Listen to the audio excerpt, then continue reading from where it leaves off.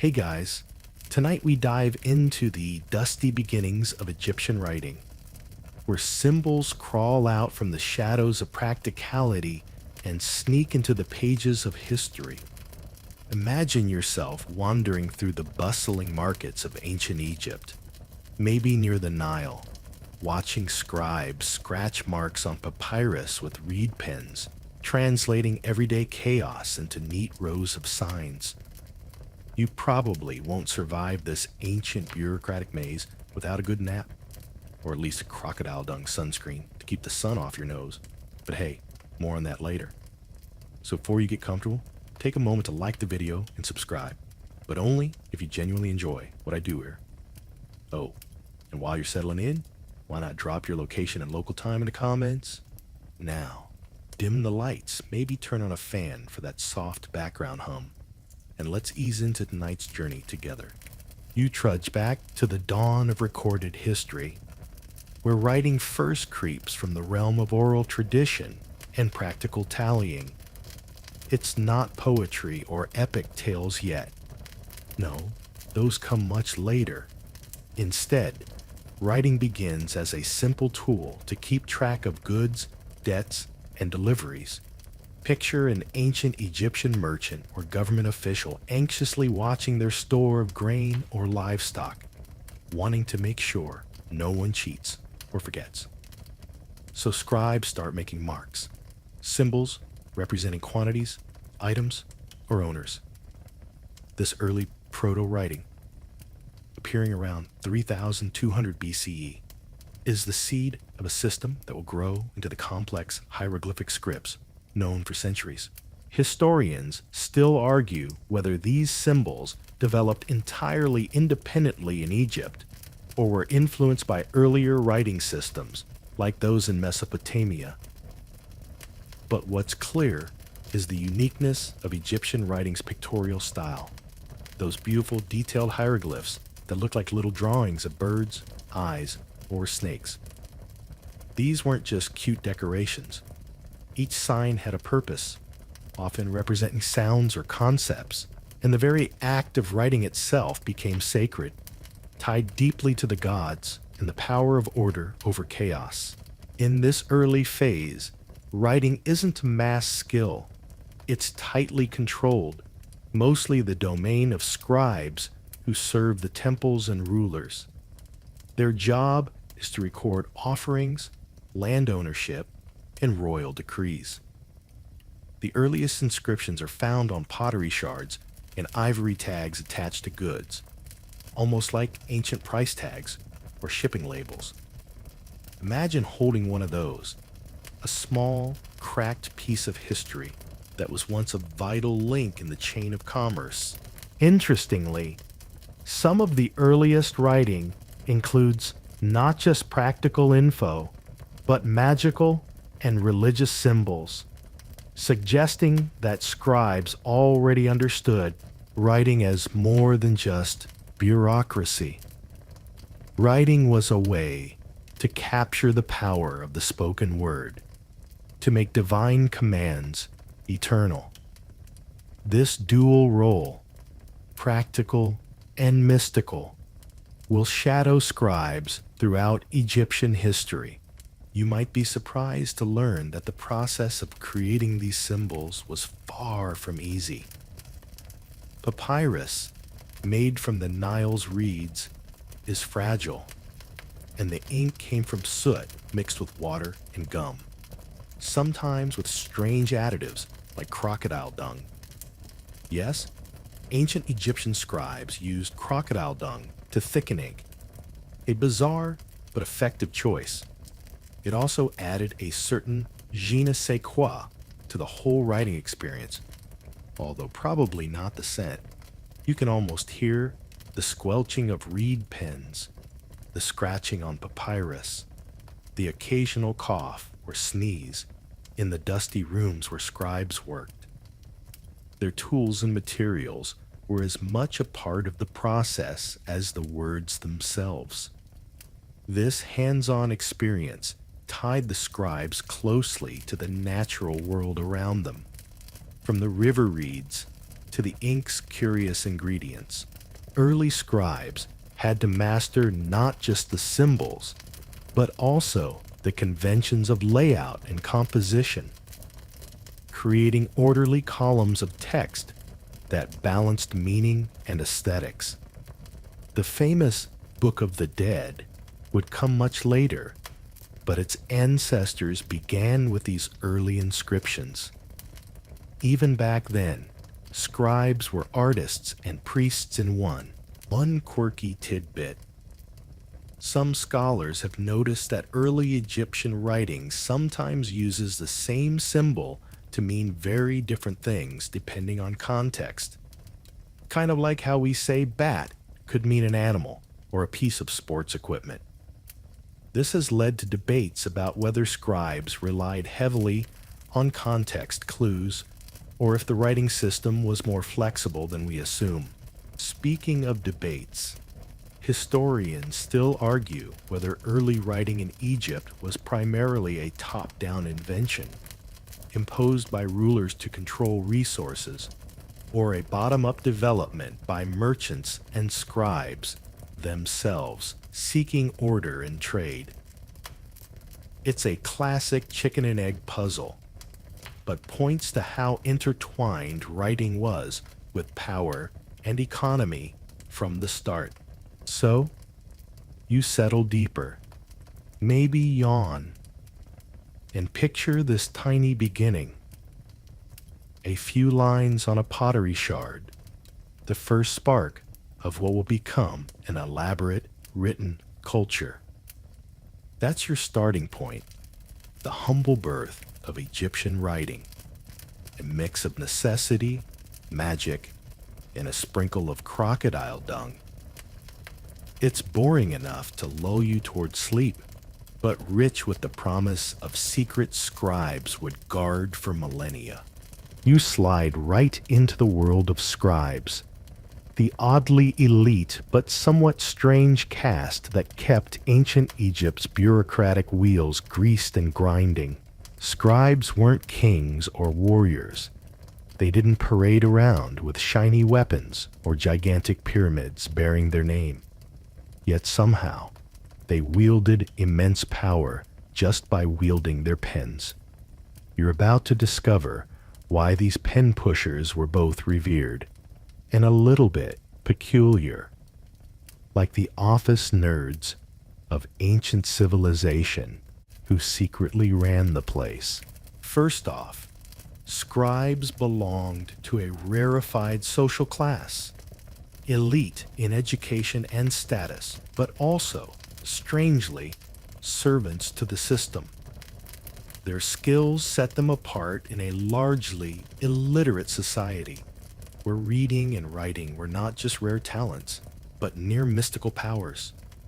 If you were a scribe, you had the keys to knowledge and bureaucracy, and that meant influence over the flow of goods, laws, and even religious rituals. Yet, unlike nobles, scribes didn't inherit their status by birthright. Instead, they earned it through grueling training, which we'll talk about later. Historians still argue whether scribes were truly independent power players, or more like well-compensated functionaries working under the thumb of pharaohs and priests. The truth probably lies somewhere in between, but either way, their social standing was solid.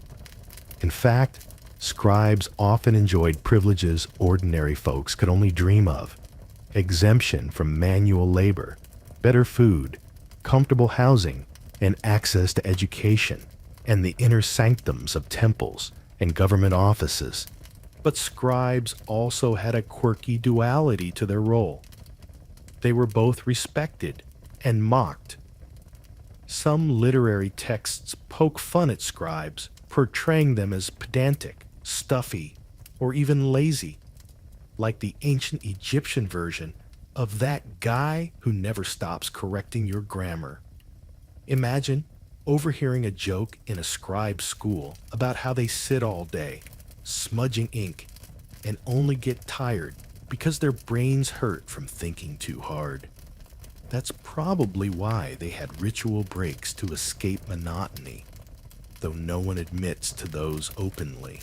You might find it amusing that scribes were sometimes described as walking papyri, human embodiments of the written word. This metaphor wasn't just a compliment, it hinted at their integral role as living libraries. The phrase even turned sarcastic at times, used by commoners grumbling about how scribes talked in riddles or wrote things no one else could understand. It's a reminder that their mystique also created distance from the masses. Socially, scribes operated in a fascinating middle ground. They weren't peasants or craftsmen, but they weren't nobility either. They formed a professional caste, often traveling between temples, royal courts, and provincial centers, carrying official documents, and sometimes serving as diplomats or tax collectors.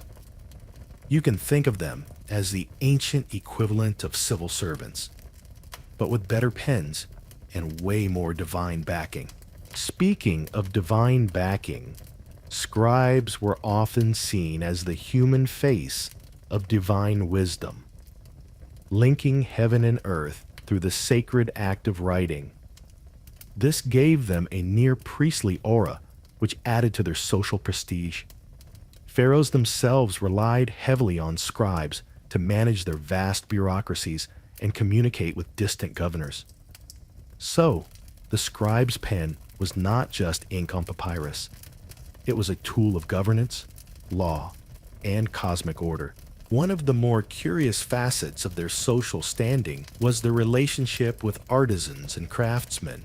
While scribes were educated elites, they depended on skilled laborers to produce papyrus, inks, and writing tools. This interdependence created a complex social network where scribes often had to negotiate favors or goods with less glamorous but essential workers. It's like watching a medieval guild meeting with ancient paperwork instead of spreadsheets. You might be intrigued to learn that some scribes amassed personal wealth and property, effectively climbing the social ladder. Yet there's debate about how common this was and whether scribes ever challenged the authority of the ruling class or remained loyal servants throughout. Some texts hint at tensions, but the historical record is vague. Here's a quirky tidbit. Scribes were often left-handed, or at least some evidence suggests a notable number of them favored their left hand when writing. Given that left-handedness was viewed with suspicion or outright taboo in many cultures, it raises questions about how scribes navigated societal norms while perfecting their craft. Historians still argue whether this was a coincidence or had practical reasons. Maybe the way they held their reed pens made the left hand more efficient for certain strokes. To sum up, scribes occupied a strange and fascinating niche in ancient Egypt. Part elite, part servant, part magician of words. They had the education and privileges that set them apart, but they also carried the weight of immense responsibility and occasional ridicule. It's a social paradox that makes you appreciate how complex ancient Egyptian society really was, beyond the pyramids and pharaohs.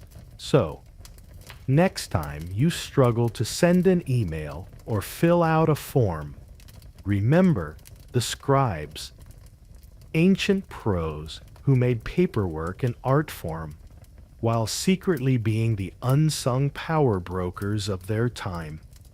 Now, maybe stretch your fingers, because in the next section, you'll handle their curious tools, including some materials you definitely wouldn't want in your pencil case. You pick up the scribe's tools, as if they were relics of a mysterious craft passed down through time. Imagine holding a slender reed pen, sharpened to a delicate point, stained black with ink thick enough to leave a faint crocodile dung tang. Yes, that's a real thing. The ink sometimes mixed with crocodile dung to improve its consistency and longevity. It's not your average ballpoint, but in ancient Egypt, this was the cutting edge of writing technology, a humble yet essential extension of the scribe's hand. These tools weren't just practical, they shaped the whole experience of writing. Papyrus, made from the tall, fibrous reeds growing along the Nile, was the scribe's chosen canvas. Its texture was smooth but fragile, like the skin of some ancient creature pressed flat. Imagine the gentle rustling as you unroll a papyrus scroll, the faint, sweet smell of the Nile reeds still lingering. Using these materials connected scribes deeply to the natural world around them. Ink came in two main colors, black for the standard text and red for headings or important words, kind of like ancient highlighting. This red ink, known as desher, was made from red ochre mixed with water and gum, sometimes applied with a brush instead of a reed pen. The contrast made important passages pop out, guiding the reader's eye like modern typography. The reed pens themselves were quite variable in size and shape. Scribes sharpened them to different points depending on the script. Fine points for hieroglyphs, broader tips for cursive hieratic script. Some pens were replaced frequently because they wore down quickly, and scribes often carried a quiver of them. Imagine the familiar ritual of breaking a new reed pen and feeling the fresh tip glide across papyrus for the first time. One quirky detail: besides ink and papyrus, scribes sometimes used ostrich feathers as brushes for corrections or highlights. These feathers, delicate and flexible, gave a different texture to the writing, a subtle variation that must have required a steady hand and practiced eye. It's like discovering your favorite pen had a secret backup brush tucked away. You might be amused to know that the ink-making process was a bit of a small factory in itself. Soot, collected from oil lamps, was sifted and mixed with water and gum arabic. But sometimes, like we mentioned earlier, they added crocodile dung. While it sounds gross, this addition helped the ink stick better and dry faster. Archaeologists still debate whether crocodile dung was used because of its chemical properties, or if it had some symbolic or magical significance tied to the Nile's most feared resident. Papyrus scrolls were delicate and often fragile, so scribes had to store them carefully, usually rolled up and tied with leather strips or stored in wooden boxes. You can imagine a scribe's desk cluttered with these scrolls, some freshly written, others worn from years of handling, much like how you might pile up old notebooks or work documents today. Historians still argue whether ancient scribes preferred to write on loose sheets or scrolls, depending on the context, or if the choice was more dictated by available resources. Hieroglyphic inscriptions, carved into stone, required a different set of tools altogether, chisels and hammers. But scribes rarely did the carving themselves. Instead, they prepared the text, and artisans transformed the words into permanent monuments. This division of labor highlights the scribe's role as intellectual architects rather than manual laborers. Dot. An interesting fact is that papyrus was not only used for writing, but also for making everyday items like sandals and mats. So, every sheet was precious, recycled, or repurposed when possible. Imagine the frustration of a scribe realizing a precious piece of papyrus got smudged or torn. It was like losing a digital file before autosave was a thing. Ink and papyrus also had symbolic meanings. Black ink symbolized life and fertility, perhaps because of the Nile's black silt, while red ink could represent chaos or danger, a duality scribes had to navigate carefully. This is one reason why writing wasn't just a mechanical act. It was laden with meaning, almost like painting with words and colors. Some scribes were known to use specialized inks for magical or religious texts, incorporating ingredients like minerals or plant extracts. This elevated the text beyond mundane communication into the realm of the sacred, reinforcing the scribe's connection to divine knowledge. You might find it surprising that the act of writing was considered so important that scribes often prepared their tools in ritualistic ways, cleansing the pens in papyrus, even invoking deities for guidance. This wasn't just superstition. It was a reflection of how sacred the written word was. So when you think of scribes sitting down with their tools, imagine the combination of art, craft, and ritual wrapped into every stroke. These simple objects, reed pens, ink, and papyrus, were the building blocks of civilization, carriers of stories, laws, prayers, and secrets. It's humbling and a bit funny to think that crocodile dung played a role in all this. Next up, you'll meet the gods who watched over this ancient craft. Not just the famous Thoth, but some lesser-known divine scribes. Trust me, the patronage politics of writing gods get surprisingly interesting. You shift your gaze now to the divine realm, where gods and goddesses oversee the sacred act of writing. Everyone knows Thoth, the ibis-headed god of wisdom, writing, and magic, right? But in the tangled pantheon of ancient Egypt, he wasn't the only deity scribes looked up to. In fact, scribes had a whole roster of divine patrons, each with their own quirks and areas of influence. You're about to see why the scribes' spiritual support wasn't a one-god show, and why the usual suspect, Thoth, didn't have exclusive rights to the pen. Thoth, often portrayed with the head of an ibis, was the cosmic scribe, the inventor of writing, and the keeper of divine records. His role was so crucial that he's sometimes called the heart and tongue of the sun god Ra, responsible for maintaining the balance of the universe through the written word. Imagine him as the ultimate note-taker for the gods, chronicling everything from creation myths to the judgments of souls in the afterlife.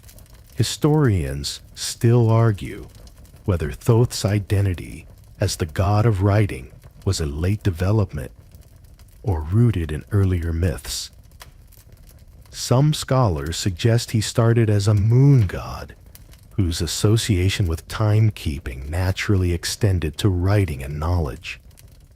Either way, his influence was vast, and scribes invoked him regularly for inspiration and protection.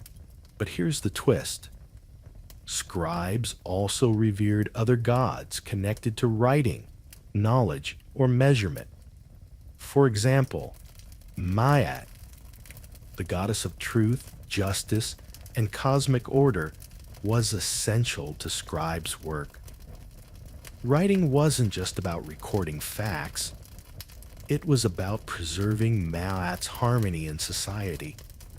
Scribes saw themselves as upholding this divine order, a sacred duty that transcended mere paperwork.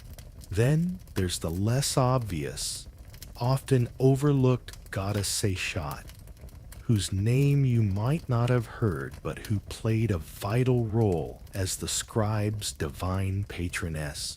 Seishat was the goddess of writing, measurement, and libraries, essentially the female counterpart, or complement to Thoth.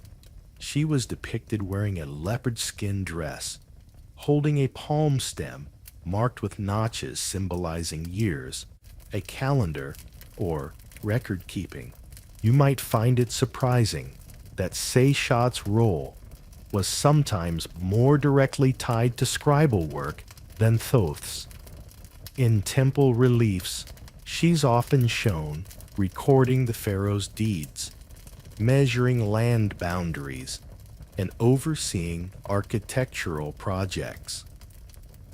This practical, hands-on involvement made her the goddess of precision and record accuracy, a crucial figure for scribes who had to be meticulous. Some Egyptologists argue that Seishat's importance was downplayed over time because of shifting religious politics favoring male deities like Thoth. Others suggest her worship was more localized or specialized, focused on administrative and architectural scribes rather than priests or magicians. Historians still debate exactly how scribes balance devotion between Thoth and Seishat, but it's clear both were central to their spiritual world. There's also a quirky detail. Seishat's headdress, a seven-pointed star or rosette, may have symbolized the seven sacred oils or celestial bodies. This star was a sign of enlightenment, precision, and divine favor, something scribes hope to embody in their work. Imagine how comforting it must have been to invoke a goddess who literally crowned your efforts with cosmic approval. Another scribal deity worth mentioning is Anubis, the jackal-headed god of embalming and the afterlife. While not a direct patron of writing, scribes often interacted with Anubis's domain because of their role in funerary texts and rituals. Accurate writing was essential for guiding souls safely through the underworld. So in a way, scribes were co-workers with Anubis in the cosmic bureaucracy. A fringe but fascinating idea some scholars discuss is that scribes may have attributed their craft to a kind of divine inspiration, a muse-like presence that transcended formal gods. This spiritual spark, perhaps related to the concept of Heka, magic or divine power, could explain why writing was considered more than just a technical skill. It was an act of channeling sacred energy. You can almost hear the quiet prayers scribes whispered before dipping their reed pens into ink, asking Thoth or Seishat for steadiness, clarity, and divine wisdom. Writing was as much a spiritual ritual as a professional duty. So, the next time you think of scribes, remember they weren't just bureaucrats. They were priests, artists, and mystics in one. Their pens were conduits to the divine, their texts bridges between worlds.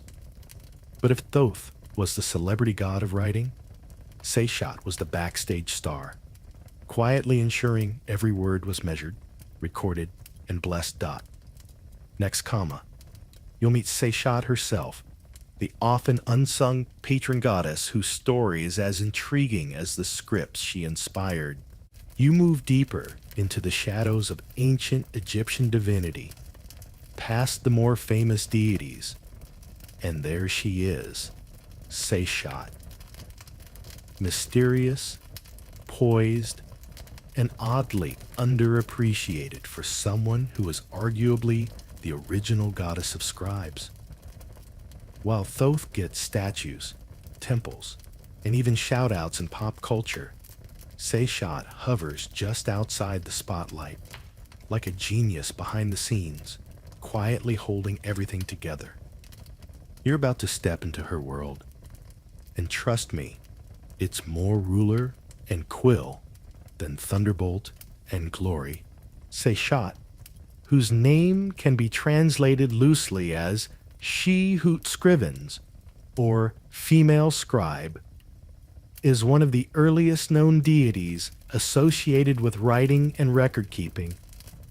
She predates many better-known gods in inscriptions and temple carvings, which is part of the mystery.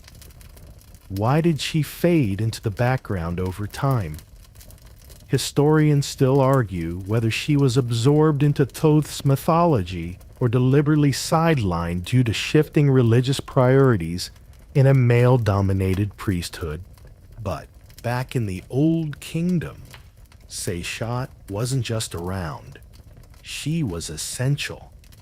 She appears in temple reliefs, assisting the king in the ritual of stretching the cord, a sacred architectural ceremony that involved measuring out temple boundaries with rope, aligning them with celestial bodies. This wasn't just land surveying, it was a cosmic act, a moment where heaven and earth aligned. And Seishat was the guiding hand. She's always depicted with that instantly recognizable headdress, a 7-pointed star, or rosette above her head, crowned with an inverted crescent, or set on a stylized papyrus stem. Egyptologists still debate the exact symbolism, but most agree it's linked to the cosmos, possibly representing divine knowledge, sacred geometry, or calendrical systems. It's like ancient Egypt's version of a laser-guided measuring tool, except it also looked great in art. You might find it oddly charming that she's usually dressed in a leopard skin robe, traditionally worn by high-ranking ritual officials and priests. Picture her as a no-nonsense goddess, with a tape measure in one hand and cosmic wisdom in the other, calmly judging your handwriting. She wasn't just ethereal and symbolic. She was practical. She got things done. Despite her functional aura, Seishat's connection to magic and divine knowledge was profound. Writing wasn't just documentation. It was a way to fix spells in place, to make prayers eternal, to mark the passage of kings and dynasties. Seishat's favor meant accuracy, legitimacy, and often survival. If your tomb inscription missed a line, you might not make it through the afterlife unscathed. No pressure. One fringe but fascinating idea. Some scholars think Seishat may have had a cult or priesthood that was primarily female, though direct evidence is scarce. Go figure. The scribes didn't write much about their goddess in a way that survives clearly today. The combination of her feminine identity, her intimate ties to measurement and architecture, and her absence from male-dominated temples hints at a lost tradition. If true, it paints a picture of women scribes or temple architects playing more of a role in sacred work than typically assumed. And here's something a bit quirky. There's no recorded mythology about Seishat having a romantic or familial relationship with Thoth, yet the two are almost always linked, sort of the ultimate platonic power couple of divine administration. They appear together in rituals and inscriptions, often as co-authors of cosmic balance. Imagine their celestial office. She's checking spell formatting while Thoth adjusts the margins. It's important. to realize how rare it was for a goddess to hold such a precise, intellectual role in ancient religions. Most female deities are associated with fertility, love, war, or motherhood, but Seishat? She's about math, architecture, libraries, and bureaucratic perfection. That makes her stand out like a librarian in a room full of generals, despite her high rank in the pantheon's middle tier.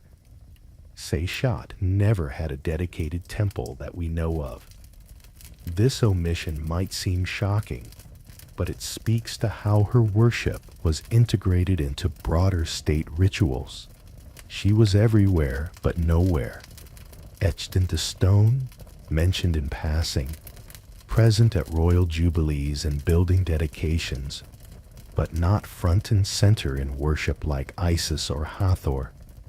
It's as if the ancient Egyptians respected her too much to make a spectacle of her. You lean in, picturing her ghostly figure at a construction site, not barking orders but calmly recording the blueprint of a pyramid, every angle precise, every spell properly transcribed. She's that divine presence that double-checks the measurements, corrects the grammar, and still leaves a little cosmic elegance behind. In the scribal world, invoking Seishat wasn't just superstition, it was protocol. She brought divine legitimacy to written documents, especially royal decrees and tomb texts. If your name was recorded under her watchful gaze, it might endure forever. If not, well, even immortality has its paperwork. So why isn't she more famous today? Some argue that male-dominated religious reform in the New Kingdom elevated Thoth while pushing female deities like Seishat to the background.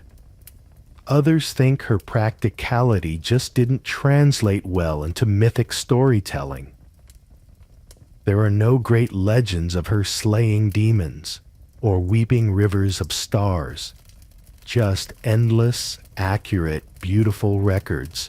Still, she endures. In dusty scrolls, crumbling temple walls, and the invisible breath of divine precision, Seishat remains the silent patron of scribes who preferred getting things exactly right over making a big fuss. Next comma, we dive into the world of scribal education, a grind of drills, copywork, and discipline that would put modern standardized testing to shame. You're in scribal school now. No sandals, no snacks, and definitely no papyrus doodles when the teacher turns away, just sharpened reed pens, rows of memorized glyphs, and the subtle fear of getting ink on your only tunic. Learning to be a scribe in ancient Egypt wasn't some leisurely pursuit of the scholarly elite. It was a full-on brain boot camp, often starting in childhood, designed to transform small, curious humans into walking encyclopedias who could juggle tax records, temple hymns, and royal decrees without blinking. So go ahead and get comfortable, because this part would have been anything but. If you were born into a scribe's family, you had a leg up. Literacy tended to stay in the family, passed down like recipes or heirloom jewelry, except instead of cookies or rings, you got calloused fingers and the occasional ink blister. But others could enter the scribal path too, usually through recommendation, temple connections, or by being picked out as bright-eyed and unusually focused for a 5-year-old. A thrilling resume, really. Scribal schools were often attached to temples or palaces, with the House of Life per Ankh, being the most famous type of scribal institution. These weren't Hogwarts. They were more like administrative boot camps where children as young as 6 were expected to sit quietly, memorize hundreds of symbols, and copy them over and over, all while being scolded, gently or not so gently, depending on the teacher's mood. Historians still argue whether these schools were state-run, temple-controlled, or a mix of both. But what's clear is this: they were not places where you learned through interpretive dance or group projects. The curriculum focused heavily on rote learning. First, students learned the alphabetic and phonetic signs, essentially the building blocks of hieroglyphs. Then came more complex symbols, sentence structures, and eventually entire texts.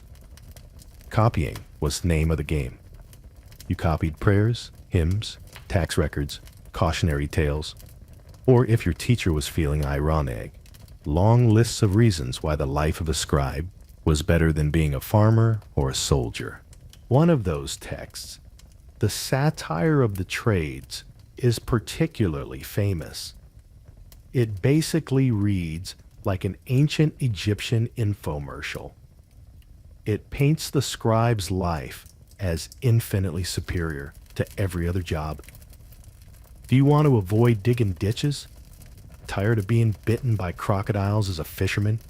Become a scribe. We sit indoors and have nice sandals. It's funny, because even back then, they knew they were selling a dream. And yes, even ancient students probably rolled their eyes. Quirky tidbit for you.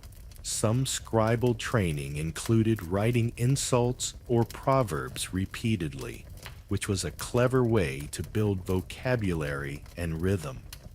So somewhere in Egypt, there was a child scribe scribbling. Don't be like the goose who honks at the wind 100 times while wondering what geese even do in the wind. Beyond writing, scribes also had to learn math. This included addition, subtraction, multiplication, division, and fractions, some of which were oddly specific, like 1/64th of a measure of grain. Fractions were always written as sums of unit fractions, like 1/2 plus 1/4 plus 1/16, which meant your math homework was both a logic puzzle and a test of patience.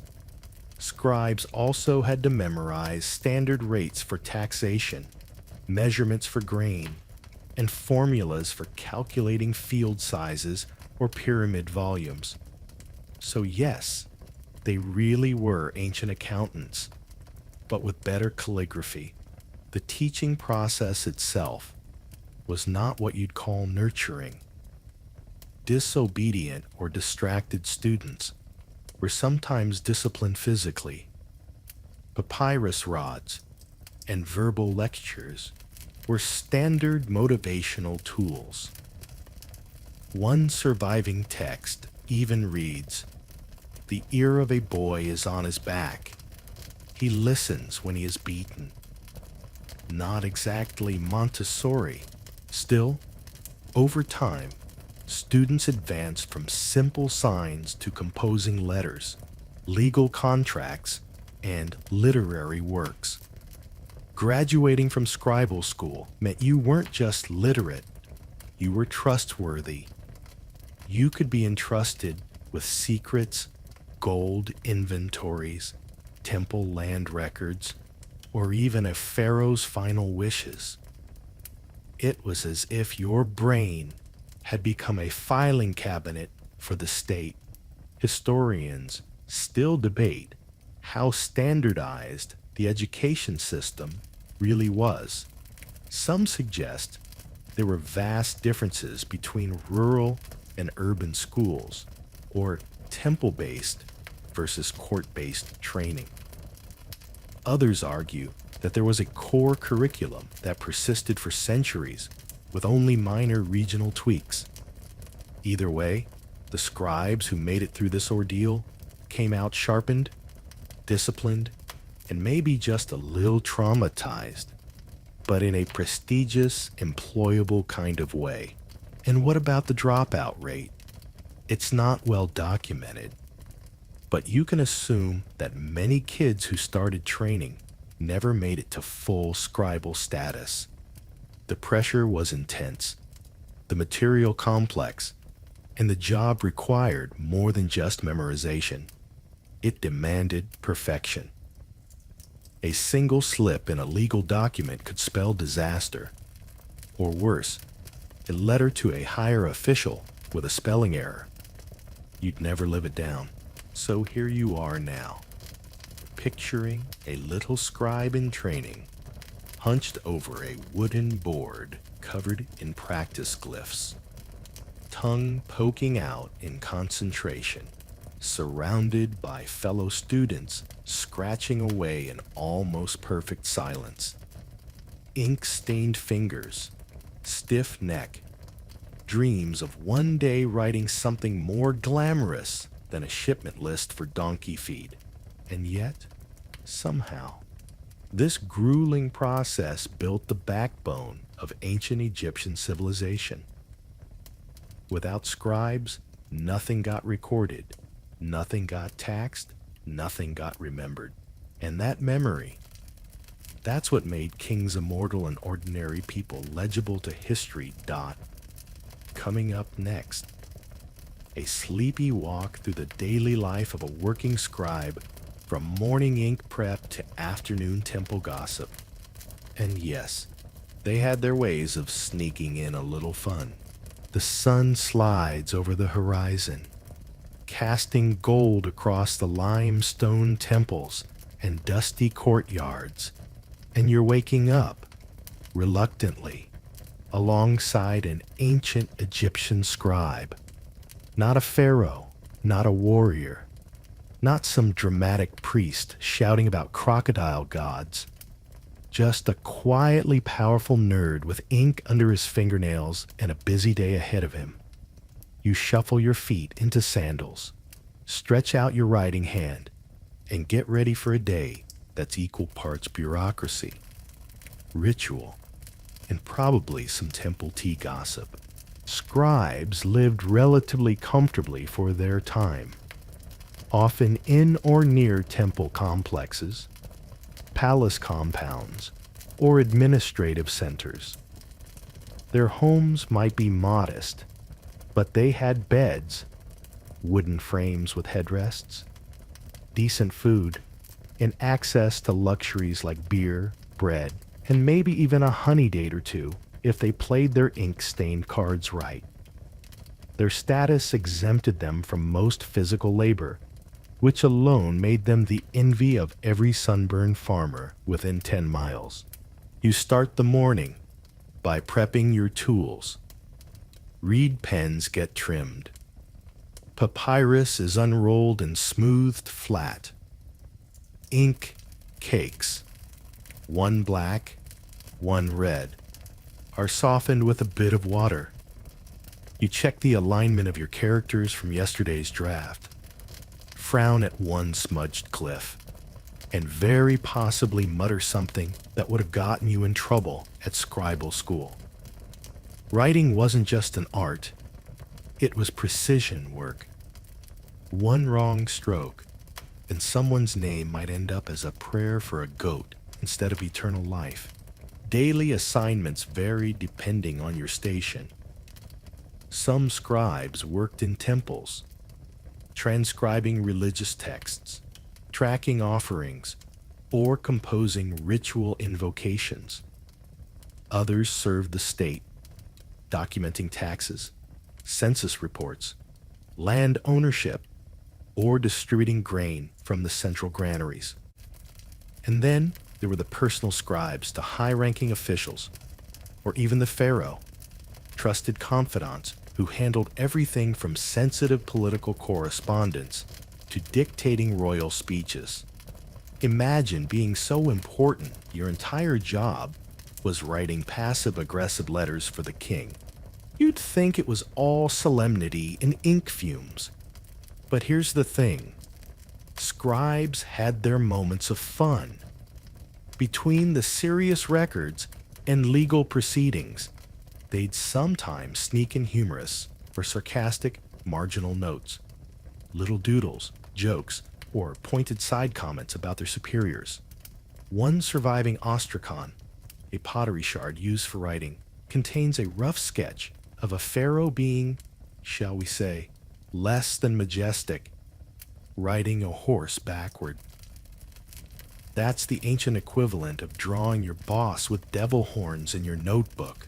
Still, the bulk of your day would be orderly and methodical. The scribe's lifestyle revolved around routine. You copied from master texts, recorded transactions, and if you worked in a temple, possibly assisted in ceremonies that required precise chants or divine names written in exact glyphic forms. Accuracy wasn't just for show. It was cosmic. Mistakes in spelling could disrupt magical spells or offend the gods. Imagine misprinting a god's name and getting cursed for eternity because your pen slipped. Midday might mean a break for a meal. Simple but hearty. Bread, lentils, onions, maybe a bit of salted fish. You'd chat with other scribes, maybe compare whose reed pens were holding up best. Gossip wasn't beneath scribes, especially about temple politics, administrative reshuffles, or whether the new scribe from Thebes actually knew how to spell Horus. Trust me, they had opinions. A quirky little fact. Some scribes developed distinctive handwriting styles, personal flourishes, or character shapes that acted almost like signatures. Egyptologists today can sometimes identify anonymous scribes just by these unique patterns. So yes, ancient handwriting analysis is a real academic niche. There are probably debates in quiet university offices right now over whether Scribe B from Tomb 46 was the same guy who annotated that grain inventory in Saqqara. As the afternoon heat set in, scribes sometimes worked indoors or in shaded colonnades. Light was precious. No electric lamps, just filtered sunlight and the occasional oil lamp if you were working late. The physical demands weren't nothing. Sitting for hours, hunched over a low writing board, with the constant strain of making perfectly angled strokes, could cause real fatigue. Think carpal tunnel, 1200 BCE edition. And just like modern professionals, scribes were sometimes burdened with tasks that felt beneath them. Write out this list of donkey feed deliveries a temple official might bark, and you'd have to resist the urge to include a side note like, "Again? This is the third one this week. Who's feeding that many donkeys?" Historians still argue whether scribes maintained a strict separation between personal and official work, or if the lines blurred, especially for those serving powerful patrons. Were they ever asked to forge documents, cover up grain shortages, or write glowing poems about a pharaoh's leadership when everyone knew he just spent 3 weeks arguing with a statue? Some evidence suggests they walked a fine ethical line, balancing loyalty with reality. Evening brought a slow wind down. The scrolls were rolled, pens cleaned, and ink cakes left to dry. Some scribes might copy sacred texts for personal use, spells, prayers, or wisdom literature to guide them in life and in death. Others took time to mentor young apprentices, passing down their tricks of the trade, their calligraphy secrets, and the occasional warning about which overseer always checked for spelling errors. And then, as the sky darkened and stars shimmered above the temples, a scribe might sit outside with a bowl of figs, reflecting on the day. In a society obsessed with eternity, the scribe had a strange power to make things last. A name carved in ink or etched in stone could outlive the person who bore it, the dynasty that built it, even the sand that buried it. Not bad for a day's work, with a reed and some soot dot up next. A dreamy dive into how scribes shaped religion, not just by recording it, but by actually helping create the beliefs that defined an entire civilization. You settle in, letting the warm hush of temple corridors surround you, where torchlight flickers off stone walls covered in delicate glyphs. Glyphs that weren't just written by scribes, but often conceived, shaped, and even invented by them. See, when you think of Egyptian religion, you probably picture dramatic gods, elaborate funerary rites, and mummies with golden masks. But lurking behind all of that, quill in hand, was the humble scribe. Not just a recorder of sacred stories, sometimes a quiet co-author of them. Egyptian religion was fluid, evolving, a mix of local traditions and grand cosmic ideas. And scribes? They were the ones stitching it all together. They didn't just take dictation. They compiled, edited, redacted, and occasionally filled in the blanks when the divine narrative got a little wobbly. Think of them as the ancient world's ghostwriters for the gods. Take funerary texts, the pyramid texts, coffin texts, and Book of the Dead weren't just magical manuals. They were sprawling religious projects, sometimes tailored for specific tombs or customers. Scribes adapted the content, adjusted the names, even rearranged spells to better suit the social standing or religious leanings of the deceased. And while the gods might have provided the inspiration, it was the scribe's job to make sure the grammar matched the grandeur. Historians still argue how much creative freedom these scribes really had. Some scholars believe they followed rigid templates, almost liturgical in nature.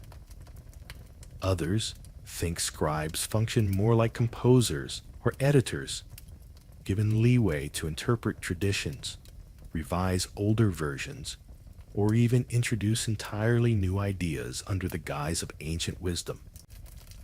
It's possible that some of the most ancient Egyptian beliefs were only a few generations old, just written to look timeless. Let's not forget, too, that many gods evolved over time.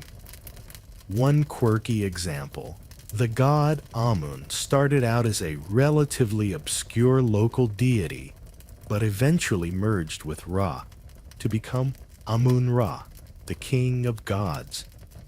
Scribes had to explain this shift somehow, which meant drafting new hymns, rewriting creation myths, and reconciling theological contradictions. It's basically ancient religious branding. New god, Hudist. And then there's the act of naming. In Egyptian religion, names had power. To write a god's name was to call on their presence. Scribes were entrusted with this delicate task, crafting names with intentionality. A smudge or misstroke could change the meaning entirely, turning life giver into something like flaming toenail if you weren't careful. This sacred precision made the scribe a religious technician, the person who ensured that rituals, prayers, and offerings actually reached the divine inbox. In temples, scribes also managed the ritual calendars, tracking which days belonged to which gods, which ceremonies were due, and what sacrifices needed organizing. Forgetting one of these dates could result in divine offense, crop failure, or worse, a strongly worded reprimand from your superior. So yes, while priests wore the fancy leopard skin cloaks and waved incense, the scribes were the ones making sure everything happened on schedule and in the right order. And what about mythology itself? When you read about Osiris being chopped into pieces by his jealous brother Set, or the sky goddess Nut swallowing the sun each night, remember this: it was scribes who kept those stories alive. They translated them into hymns, adapted them into funerary guides, and preserved them through dynastic shifts.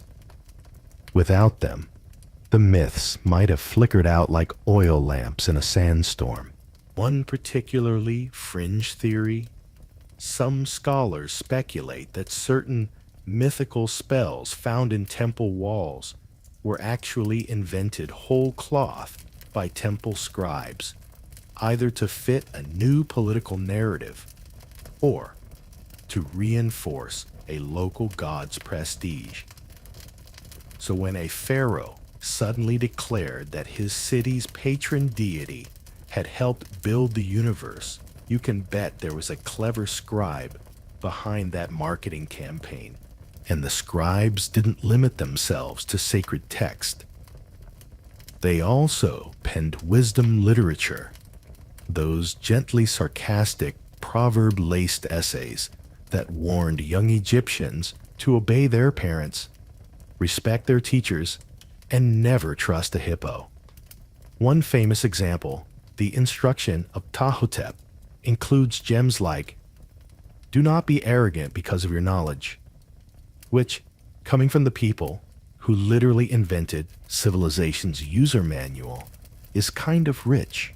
You might find it a bit amusing that these religious texts weren't always for the elite. Cheaper copies of the Book of the Dead were sold to middle-class families, mass-produced in the most ancient way possible. Scribes would leave blank spaces for names to be filled in later, kind of like a celestial Mad Libs. May pass safely through the 12 gates of the underworld. Hope you spelled that right. At the heart of it all was the sacred responsibility, writing things that would echo beyond death. Scribes believed that their texts, especially religious ones, had power. That words, once written, were living things. That the stroke of a pen could carry a soul across eternity, or anger a god beyond forgiveness. It wasn't just paperwork, it was spell work. By the time the sun sets and temple doors close, you realize, without scribes, Egyptian religion would have been fragmented oral tales, drifting between villages. Instead, it became a vast, interconnected theology, layered, evolving, and written in beautiful ink by those who believed every letter mattered. Coming up next, prepare to step into the afterlife itself, where scribes didn't just write about judgment, they played a starring role in how you got through it. Now you step through a different kind of doorway, not into a temple or scribe's workshop, but into the afterlife. It's vast, shadowy, and full of giant crocodile-headed judges and scales balancing hearts against feathers. Welcome to the Field of Reeds, the Egyptian version of the hereafter, where your eternal destiny depends not just on your deeds, but also on your paperwork. And guess who handled the paperwork? That's right, scribes. In Egyptian belief, dying was just the beginning. The soul had to pass a series of tests, the most famous of which was the weighing of the heart. This is the scene you've seen on tomb walls. Anubis, calm and jackal-headed, adjusting the scales. On one side, your heart. On the other, the feather of Maat, truth, justice, cosmic balance. If your heart was heavier, it meant you'd lived dishonorably. And then, gulp. You'd be devoured by Amen, the part lion, part crocodile, part hippo soul blender. You probably won't survive this. But here is where scribes came in. They wrote the spells and confessions that helped you survive the judgment. These were detailed instructions for navigating the duat, the underworld, and for convincing the gods you were a decent human. Without those texts, your soul might wander lost or flub the answers to divine questions. It'd be like showing up to a final exam without your cheat sheet. Only the professor is a falcon-headed god, and failure equals obliteration. One of the most famous of these guides is the Book of the Dead, a loose collection of spells, hymns, and prayers designed to help the deceased safely reach the afterlife. Contrary to the name, it wasn't a single book, but more like a customized scroll. Scribes tailored them to each person, including their name, titles, and preferred burial goodies. Some versions were dozens of feet long. That's a lot of spell crafting for someone who just died. Historians still argue how widespread these texts were. Were they common in middle-class burials, or only for the elite? Evidence points to both. Over time, cheaper versions popped up, like those fill-in-the-blank books of the dead we mentioned. Even modest families could scrape together enough to commission a scribe for a mini package of spells. Because nothing says "I love you, Grandma" like a customized incantation against underworld serpents. There's a quirky spell known as the negative confession, where the deceased had to declare all the things they hadn't done in life, like lying, stealing bread, or polluting the Nile. The full version includes 42 statements, one for each judge in the afterlife, and it had to be recited perfectly. If you messed it up, the gods might assume you had done those things. Again, the scribe's careful writing was your insurance policy against eternal doom. But the scribes didn't just help with what to say, they helped with what to show. Visual spells were key. Magical vignettes, drawings of gods, gates, and monsters were often included in the scrolls. These images weren't just decorative. The Egyptians believed they functioned like divine diagrams. Draw a snake the right way, and it wouldn't bite you in the underworld. Get its coils wrong? Well, let's just say the Duat had no customer support. And then there's the Book of Gates, another underworld guide, focused more on the soul's journey through a series of symbolic doors, guarded by fierce deities. This one wasn't for everyone, mostly royalty. But guess who still had to write it all out, measure every inch of papyrus, and ensure every gatekeeper's name was spelled correctly? Yep, the scribes. It wasn't just about making a nice scroll, either. There were rituals involved. Writing was often accompanied by offerings, prayers, or a bit of incense, small gestures to activate the spells. Scribes didn't just transcribe, they performed. Every mark carried power. That's why some versions of funerary texts even show Seshat and Thoth overseeing the writing, blessing the ink, the pen, the very hands doing the work. Divine editing, you could call it. Here's a fun but eerie tidbit. Some scribes included curses in their scrolls, not against the dead, but against anyone who might tamper with their work. Imagine opening a tomb, unrolling a funerary text, and reading, "Woe to he who changes the spell. His ink shall dry, and his sandal shall forever break." Petty? Maybe.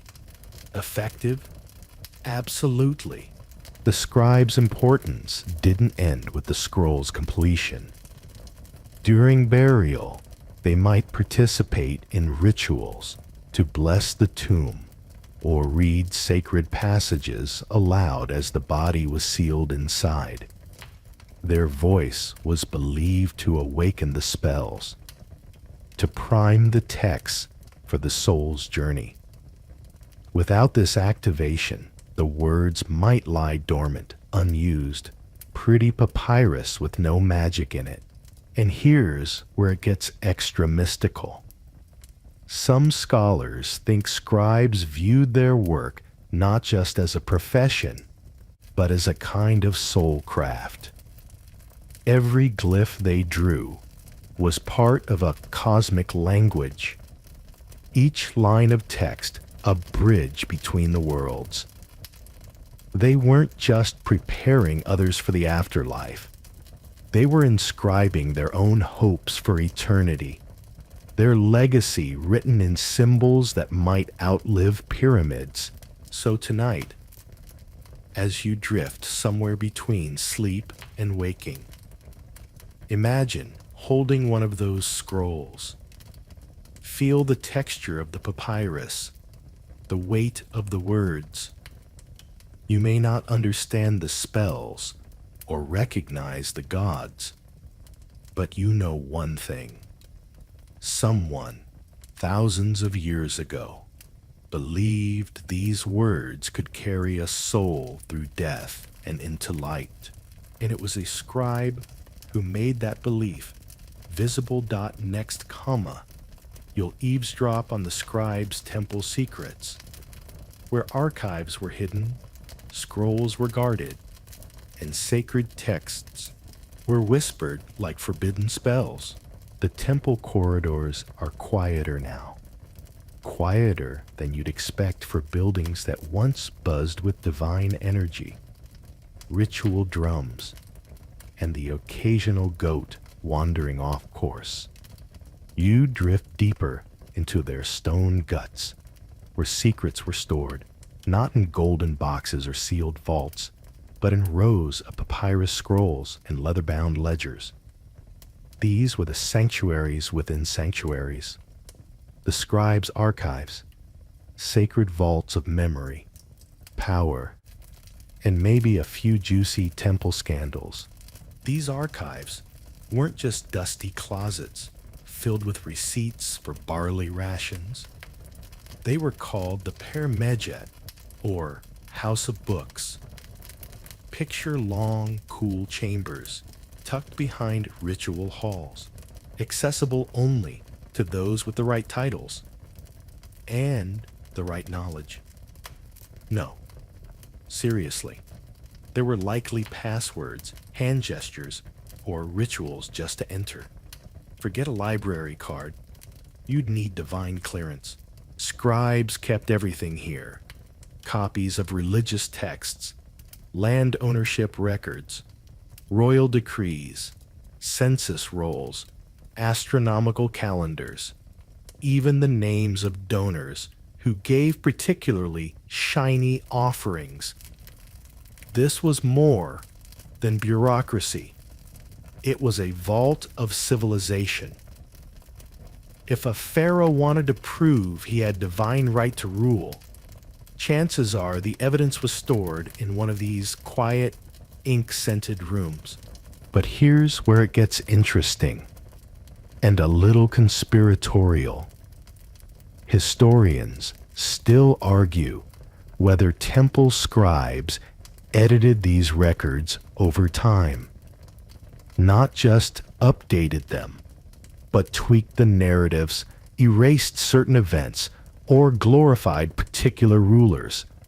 It's like if a historian had access to all of Google Docs and decided to give their favorite king a glow-up. You can imagine a scribe muttering, "Maybe let's not mention the Nile didn't flood that year," as he unrolls a scroll and subtly scrapes away the offending line. And it wasn't just history they guarded. The temples stored sacred ritual texts, some too powerful or secret to be read aloud casually.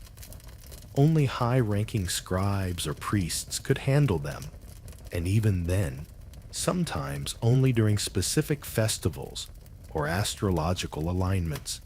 There are surviving examples of forbidden texts, full of arcane knowledge, complex spells, or even invocations that may have been restricted to keep cosmic forces in balance. Or, to make sure the priesthood stayed the exclusive holders of sacred secrets.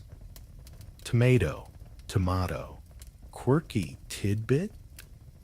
Some temple libraries were organized with a system of vertical niches, kind of like ancient filing cabinets.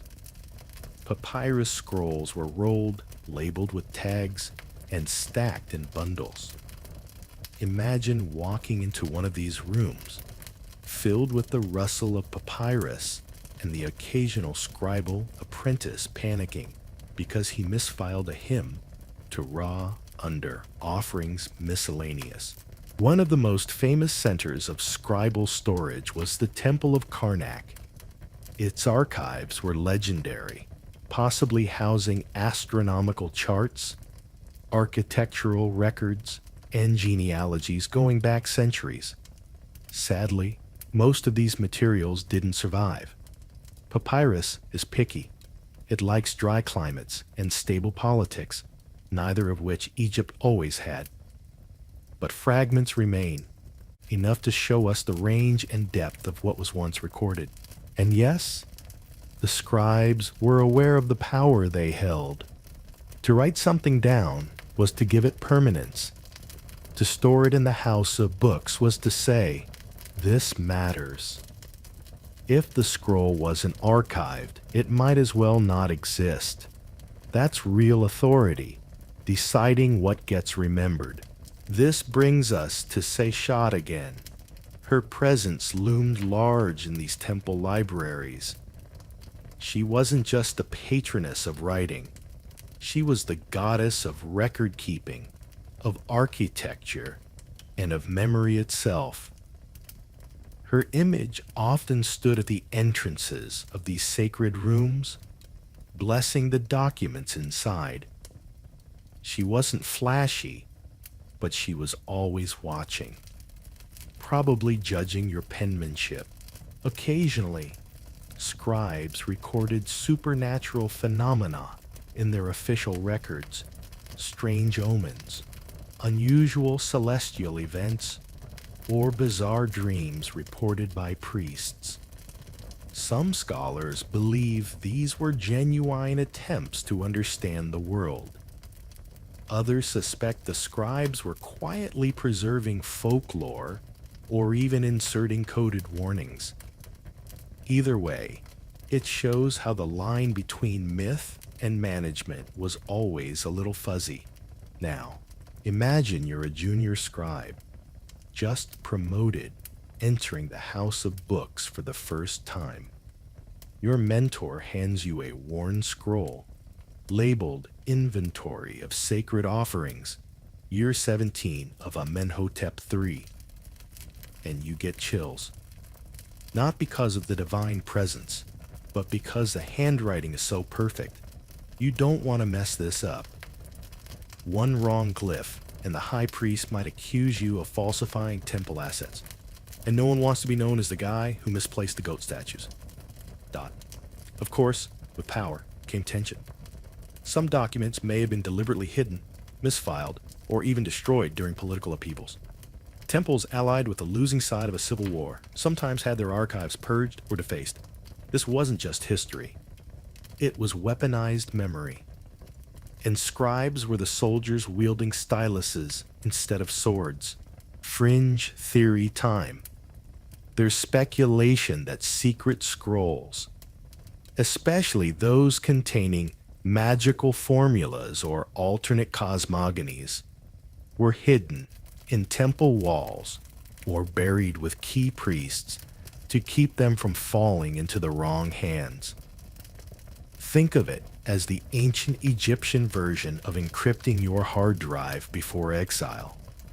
Whether any of these lost texts still exist, tucked in a forgotten chamber, or buried beneath collapsed limestone, is anyone's dreamy guess.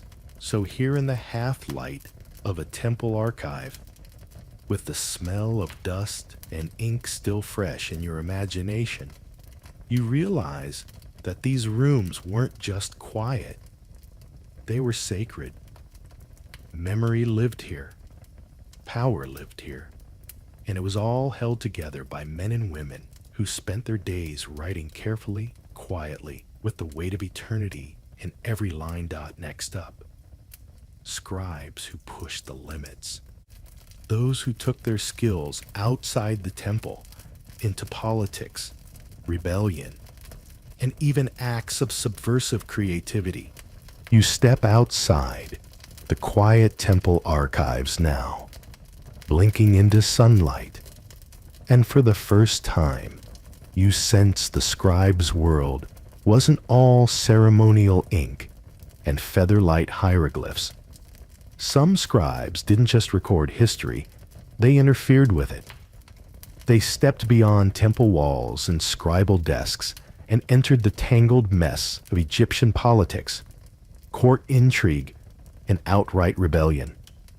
With their styluses sharpened like blades, some scribes used their skills not just to serve power, but to challenge it.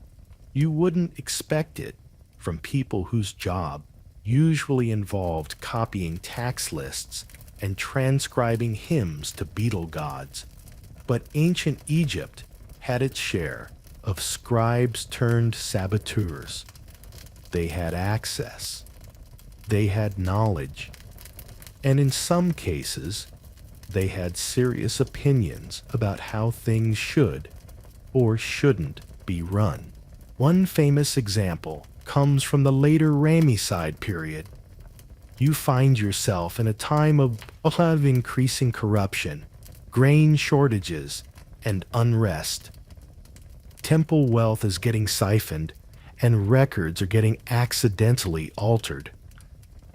Enter the scribe of the tomb, a man named Pentuer, linked to the so-called harem conspiracy.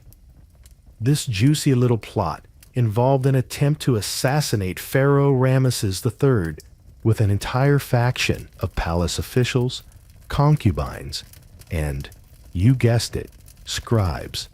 According to surviving papyri, at least one scribe played a part in forging documents, relaying secret messages, or possibly altering ritual schedules to allow the coup to unfold. Historians still argue whether the scribes involved were idealists, opportunists, or just pawns in a bigger game. But the fact remains, without literacy, that conspiracy doesn't work. A scribe's pen was more dangerous than most swords. And what about creative sabotage? There are hints that some scribes, fed up with their duties or the politics around them, took little poetic jabs at the system. There is an Ostrakhan sketch of a cat herding geese, an upside-down parody of divine order, hinting that sometimes scribes saw the state as a farce. One even wrote a sarcastic praise poem to his overseer that reads more like a complaint list if you squint hard enough. Then there's the boundary pushers. Those who used their training not for the state, but for their own side hustles. Quirky tidbit for this one. Some scribes became forgers. Yep, not all those official land deeds or priestly titles were entirely legit. The ability to write hieroglyphs, especially the formal, holy ones, gave scribes the rare power to create convincing fakes. For a fee, of course. Imagine a rural priest paying under the table to suddenly become the high guardian of Horus's Western Ear Canal shrine. Very official, totally questionable. The state knew about this, of course. That's why scribes were often watched closely. Some temples kept two scribes on duty at once to verify each other's work. Early bureaucracies answered to trust but verify. Even still, stories slip through. One tale tells of a scribe who intentionally mistranslated a royal command to protect a local official. Another of a temple scribe who lost a record of unpaid grain taxes for a grieving widow. Acts of tiny rebellion, inked invisibly between the lines. Now, not every rogue scribe was subversive in a political sense. Some simply went rogue creatively. They experimented with unorthodox layouts, invented new glyphs, or inserted obscure jokes into otherwise serious texts. One ancient scroll about funerary rituals ends with a line that, roughly translated, says, "And may the gods ignore your spelling, should your hand cramp mid-curse." Is that divine wisdom, or an exhausted scribe cracking a pun as he inks his 89th spell of the afternoon? Historians still debate whether these touches were allowed or smuggled in. Were scribes given a bit of leeway, or did they gamble that no one would notice the clever tweak in line 47 of a text only read during lunar eclipses? We'll likely never know. But those little moments make the ancient scribes feel less like historical wallpaper and more like real people. Snarky, smart, and sometimes just trying to entertain themselves in the margins. There's also evidence that some scribes used their skills to advocate for reforms. In the admonitions of Ipuwer, a text often dated controversially to the end of the Old Kingdom, a scribe laments a society in collapse, servants ruling over nobles, the Nile refusing to flood, chaos in the courts. Whether it's poetic exaggeration or political warning, the text seems to reflect a moment when a literate insider tried to wake the nation up. And while scholars still argue whether Ipuwer was a real person or a scribal persona, the message resonates. Even those closest to power sometimes scream into the void. And now here you are, imagining one of these scribes by candlelight, hunched over a scroll, pen shaking with adrenaline. He's been ordered to copy a decree he doesn't agree with. Maybe something cruel or unjust or simply absurd. He hesitates. Then, with just a flick of his stylus, he changes a name, or shifts a date, or adds a mark that means something only another trained scribe would understand.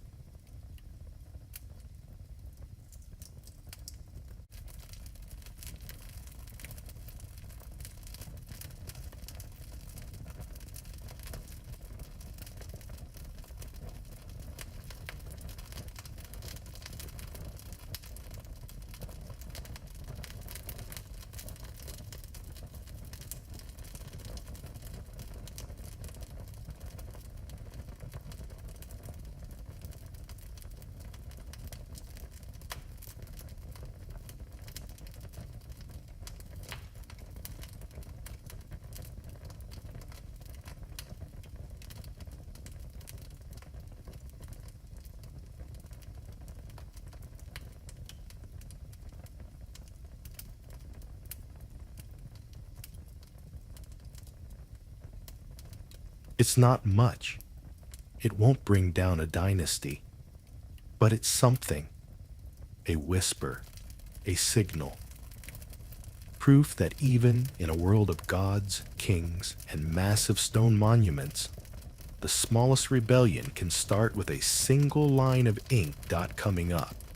You'll wander through the golden legacy of scribes, how their influence reached far beyond Egypt, leaving marks on languages, science, and even your sleepy modern alphabet soup.